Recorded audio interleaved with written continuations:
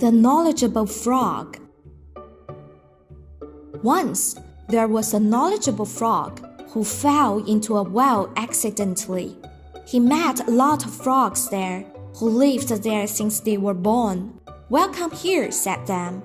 "Unlike you guys, I am knowledgeable," said the frog. Then he gave a lecture to show his wide range of knowledge. He made an eloquent speech, talked about events through his history, which surprised other frogs a lot.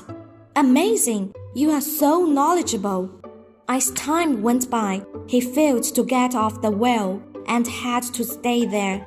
A few days later, he was invited to give another lecture in the well, but he failed to give a better one. A few months later, his lecture was boring. "Can you tell us some new stories, please?" Actually, he was cut from the outside world with no knowledge accessible. He was more like the frog at the bottom of the well now. Keep learning is the premise of one's progress.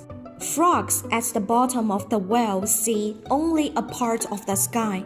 Without learning, a knowledgeable frog may lag behind others.